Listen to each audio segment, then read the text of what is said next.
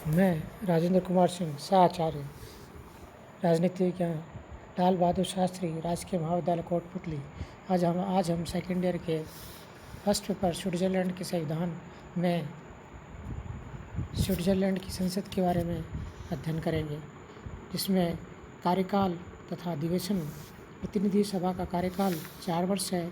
England और भारत की भांति कार्यपालिका समय से पूर्व प्रतिनिधि सभा को विघटित नहीं कर सकती।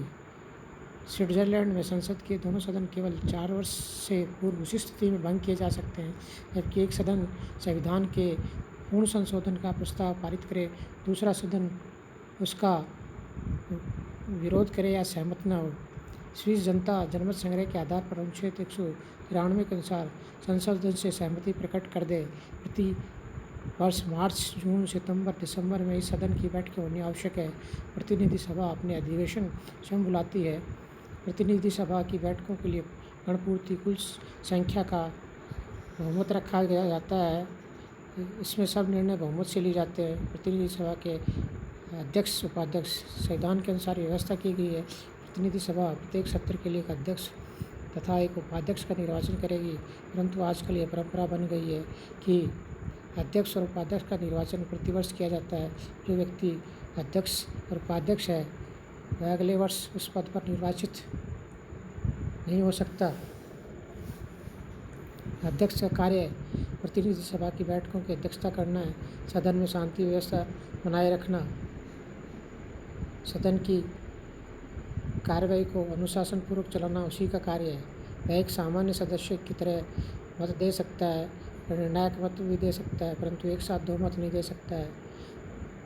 दोनों सदनों के संयुक्त अधिवेशन की अध्यक्षता प्रतिनिधि सभा का अध्यक्ष करता है। अध्यक्ष को कोई वेतन नहीं मिलता। वह न तो अमेरिकी स्पीकर की तरह शक्तिशाली है, न ही ब्रिटिश स्पीकर की तरह गरिमा का स्वामी। फिर भी यह पद महत्व का है। बुक्स के शब्दों में प्रतिनिधि सभा के सभापति का प्रभाव, उसकी शक्ति संयुक्त राज्य अमेरिका के प्रतिनिधि सदन के सभापति के समान नहीं है, फिर भी पद आदर का है। अध्यक्ष की अनुपस्थिति में उपाध्यक्ष उसके कार्यों का संपादन करता है। सामान्यतः अगले वर्ष उपाध्यक्ष ही अध्यक्ष बनता है। वेतन भत्ता। प्रतिनिधि सभा के सदस्यों का कोई निश्चित वेतन नहीं मिलता, परंतु परिषद के अधिवेशन काल में उन्हें 70 फ्रांक प्रतिदिन के हिसाब से भत्ता मिलता है। वाद विवाद का स्तर। प्रतिनिधि सभा के सदस्यों के जोशीले भाषण नहीं होते। सदन में सदस्य एक दूसरे की व्यर्थ की आलोचना नहीं करते, संयम से बोलते हैं। वे सदन में जर्मन, फ्रेंच, इटालियन, रोमन भाषाओं में से किसी भी भाषण दे सकते हैं। सदन में स्थान सत्तारूढ़ या विरोधी दलों के हिसाब से नहीं लगाए जाते। सदन में सदस्य अपने कैंटन में जिले के अनुसार बैठते हैं। संघीय संसद का संगठन सीनेट। रचना। प्रत्येक पूरे कैंटन को सीनेट में 2 प्रतिनिधि और प्रत्येक अर्ध कैंटन को 1 प्रतिनिधि भेजने का अधिकार है। इस तरह सीनेट में कुल सदस्यों की संख्या 46 है। स्विट्ज़रलैंड में 26 कैंटन, इनमें से 3 कैंटन बेसल, एपेंजेल, इनर रोडन राजनीतिक दृष्टि से विभाजित है। इनमें से प्रत्येक अर्ध कैंटन को सीनेट में 1 प्रतिनिधि भेजने का अधिकार है। इस प्रकार प्रतिनिधित्व के संबंध में इसने अमेरिकी सीनेट का अनुकरण किया है। स्विस संविधान में सीनेट के सदस्यों की चुनाव विधि को निश्चित नहीं किया गया, अपितु उसे कैंटनों की इच्छा पर छोड़ दिया गया है। प्रत्येक कैंटन को अपने प्रतिनिधियों का निर्वाचन प्रक्रिया, कार्यकाल, वेतन भत्ते आदि निश्चित करने में स्वतंत्र है।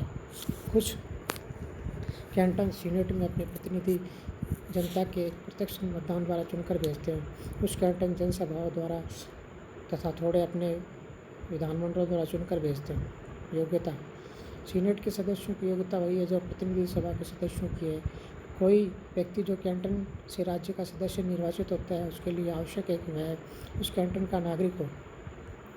वेतन भत्ता। सीनेट के सदस्यों को वेतन और भत्ता उनकी कैंटन की सरकारों द्वारा दिया जाता है। संविधान में लिखा है, सीनेट के सदस्यों का भत्ता, वेतन आदि कैंटनों से प्राप्त होगा। अलग अलग कैंटनों द्वारा सीनेट के सदस्यों को अलग अलग वेतन भत्ता दिया जाता है। कार्यकाल। सीनेट के सदस्यों का कार्यकाल निश्चित नहीं है। इनका कार्यकाल कैंटनों की इच्छा पर निर्भर करता है। 14 कैंटनों में से सदस्यों का कार्यकाल 4 वर्ष, 8 कैंटनों में 3 वर्ष और शेष के 3 कैंटनों में का कार्यकाल 1 वर्ष रखा गया है। 2 कैंटनों में प्रत्यावर्तन की व्यवस्था। अधिवेशन। सीनेट की बैठकें प्रतिनिधि सभा की बैठकों के साथ साथ होती है। इसकी बैठकें वर्ष भर में 4 बार मार्च, जून, सितंबर, दिसंबर में हुई।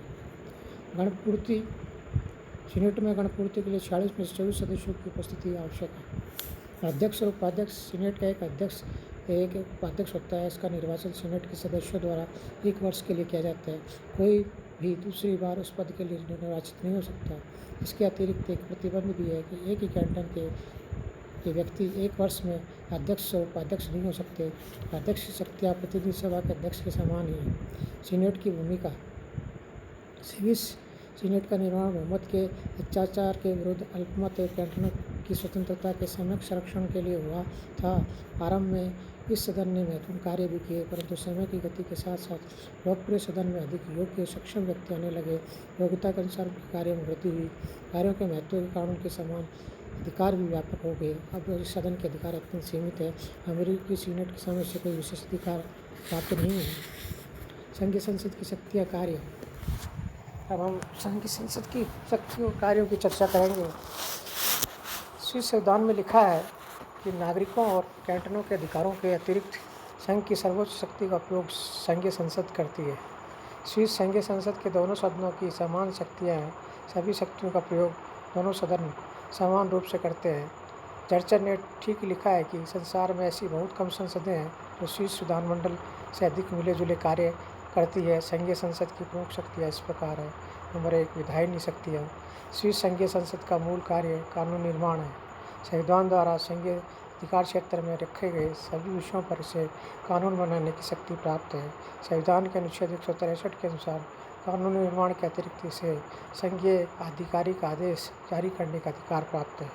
संघीय संसद जिसे सामान्य संघीय आदेश घोषित करती है, उस पर लोक निर्णय की व्यवस्था नहीं है। स्विस संघीय संसद की विधायी शक्तियों का उल्लेख अनुच्छेद 164 में किया है। इसे निम्नलिखित विषयों पर विधि बनाने का अधिकार है।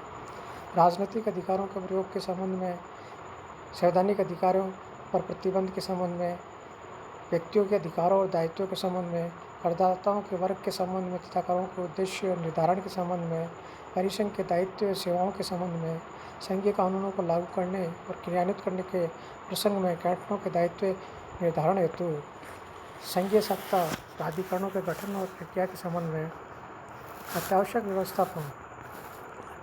संघीय संसद द्वारा एक संघीय कानून को जिसे तत्काल ही प्रभाव में लाने की आवश्यकता है, उसे प्रत्येक सदस्य द्वारा अत्यावश्यक घोषित तुरंत प्रभाव से लागू किया जा सकता है, तथा यह प्रावधान सीमित समय के लिए है। यदि किसी अत्यावश्यक संघीय कानून पर 50,000 नागरिकों द्वारा लोक निर्णय की मांग की जाती है, यदि इसे 1 वर्ष की अवधि में जनता द्वारा स्वीकार नहीं किया जाता, तो संघीय संसद द्वारा लागू किए जाने 1 वर्ष के बाद ये समाप्त हो जाएगा। संक्षेप में अनुच्छेद 165 के तहत अत्यावश्यक व्यवस्थापन के प्रावधान के तहत संघीय संसद को 1 वर्ष के लिए तत्कालिक कानून बनाने और लागू करने की शक्ति प्राप्त है। कार्यपालिका शक्तियाँ। संघीय संसद के अधिशासनिक कार्य महत्वपूर्ण है। संघीय संसद संघीय सरकार के सदस्य, अध्यक्ष, उपाध्यक्ष, चांसलर, प्रधान सेनापति का चुनाव करती है। संघीय सरकार सेना पर नियंत्रण रखती है। संघीय प्रशासन पर सामान्य निगरानी रखती है। यह संघीय विभागों के सदस्यों और संघीय दूतावास के सदस्यों के वेतन तथा भत्ते निर्धारित करती है। यह युद्ध की घोषणा और शांति की स्थापना कर सकती है। दूसरे देशों के साथ की संधियों पर संघीय संसद का अनुमोदन आवश्यक है। कैंटन जो संधियाँ विदेशों से करते हैं उनके बारे में संघीय संसद का अनुमोदन आवश्यक है। कैंटन जो संधि आपस में करते हैं उनके बारे में संघीय संसद का अनुमोदन आवश्यक है। संघीय संसद के सदस्य संघीय सरकार के सदस्यों से प्रशासन तथा नीति के बारे में कोई भी प्रश्न पूछ सकते हैं, जिनका उत्तर देना पड़ता है। वित्तीय शक्तियाँ। संघीय संसद को पर्याप्त वित्तीय शक्ति प्राप्त है। आय व्यय का वार्षिक बजट संघीय सरकार द्वारा तैयार किया जाता है। उसे संघीय संसद के सम्मुख प्रस्तुत किया जाता है, परंतु कोई भी बजट तब तक क्रियान्वित नहीं हो सकता जब तक संसद के दोनों सदनों उसे पारित न कर दे। इस प्रकार देश की आय व्यय पर संघीय संसद का पर्याप्त नियंत्रण है। संसद को अधिकार है कि वह विभिन्न पदाधिकारियों का वेतनमान निश्चित करे, राष्ट्रीय विकास के लिए विभिन्न मदों पर धन व्यय करने के लिए विशेष अनुदान दे, प्रशासन पर होने वाले व्यय पर निगरानी रखे। संघीय संसद ही संघीय सरकार को ऋण लेने का अधिकार प्रदान करने के लिए आज्ञप्ति करती है। न्यायिक शक्तियाँ।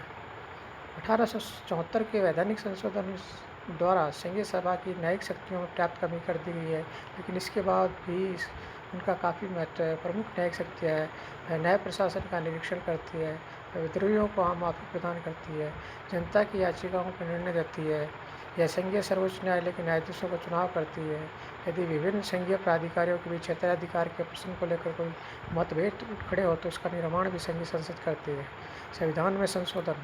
स्वीडिश संविधान में संशोधन तब तक ही किया जा सकता है जबकि इस हेतु संघीय संसद के दोनों सदन एक प्रस्ताव पास करें, उसका अनुसमर्थन मतदाताओं कैंटनों के बहुमत से हो। दोनों सदनों के पारस्परिक संबंध। स्विस विधानमंडल की विशेषता है कि दोनों सदनों की शक्तियाँ समान है, यहाँ तक कि वित्तीय क्षेत्र में दोनों समान शक्तियों का प्रयोग करते हैं। स्विस विधायिका के लिए यह गौरव की बात है कि समान शक्तियों के उपरांत भी दोनों सदनों के संबंध अत्यंत मधुर है, उनमें कदाचित गतिरोध के अवसर नहीं आते।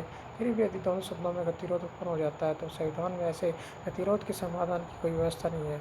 फिर यदि किसी प्रस्ताव के ऊपर दोनों सदनों में मतभेद है तो दोनों सदन संयुक्त सम्मेलन समिति स्थापित करते हैं और इस सम्मेलन समिति पारस्परिक विचार विमर्श द्वारा समझौता कराने का प्रयत्न करती है। यदि यह प्रयास सफल होता है तो विवादास्पद प्रस्ताव पर आगे विचार नहीं होता, लेकिन व्यवहार में इस प्रकार का गतिरोध अपवाद जैसा बुक्स ने लिखा है वे इस सीमा तक कभी नहीं जाती कि वैधानिक संकट का रूप धारण कर रहे। इसके निम्नलिखित कारण हैं।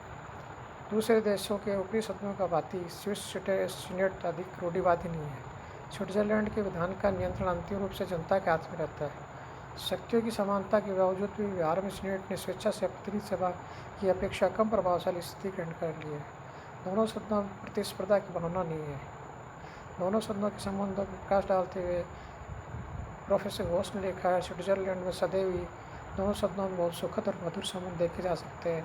ऐसे अवसर कम है जबकि सीनेट ने स्वेच्छा से न केवल प्रतिनिधि सभा की मांग के लिए मार्ग प्रशस्त किया है वरन स्वयं प्रतिनिधि सभा से बढ़कर राष्ट्रीयता का परिचय दिया है।